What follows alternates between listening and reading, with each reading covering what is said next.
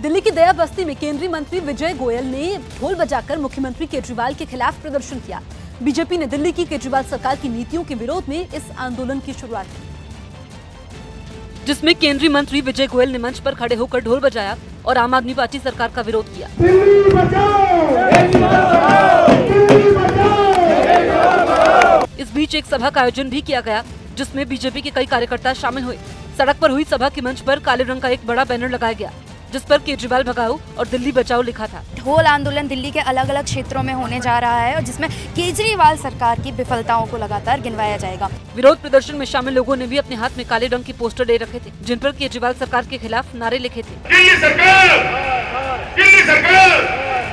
विजय गोयल ने केजरीवाल पर झुग्गियों में रहने वाले लोगों को धोखा देने का आरोप लगाया। दिल्ली में 40 लाख लोग झुग्गी झोंपड़ियों में नरकीय जीवन बिता रहे हैं।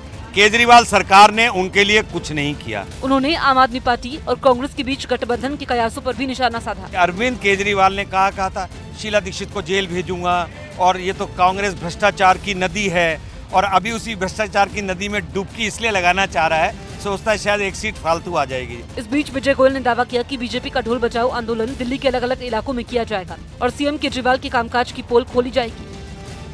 केंद्रीय मंत्री अरुण जेटली ने संकेत दिए हैं कि किसानों को सालाना 6,000 रुपए की न्यूनतम सहायता राशि को भविष्य में बढ़ाया जा सकता है।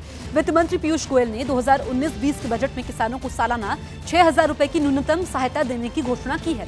किसानों को ये राशि 3 किश्तों में दी जाएगी। इस लिहाज से ये 500 रुपए मासिक बैठती है। जेटली ने कहा कि सरकार के संसाधन बढ़ेंगे, जिससे भविष्य में किसानों को दी जाने वाली सालाना राशि को बढ़ाया जा सकता है।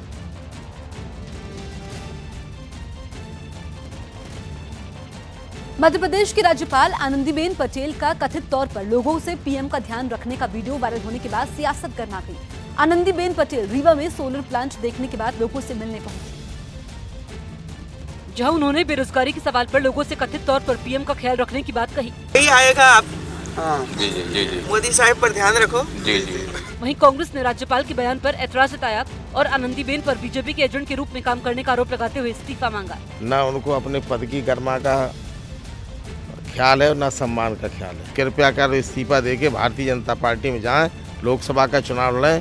कांग्रेस के राज्यपाल पर हमलावर होने के बाद बीजेपी ने कांग्रेस पर पलटवार करने में देर नहीं की और आनंदीबेन पटेल के बयान को सही माना। इसमें मेरे को लगता है कि कोई आपत्ति होनी ही नहीं चाहिए। मोदी जी का ख्याल रखना यानी कि प्रधानमंत्री का ख्याल रखना। प्रधानमंत्री किसी दल विशेष का नहीं होता है। साथ ही बीजेपी ने कांग्रेस को मामले में राजनीति नहीं करने की नसीहत भी दी।